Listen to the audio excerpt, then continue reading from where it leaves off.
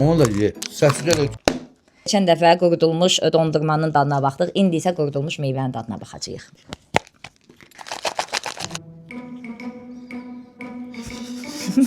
Əncir mənə maraqlı gəlir. Bir dənə burada əncir var.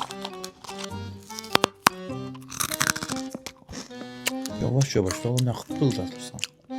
Bu nədir? Tök. Mən süpürürəm, bunları sən süpürürsən. Ne bilirsən sən? Çiyələyə görə necədir?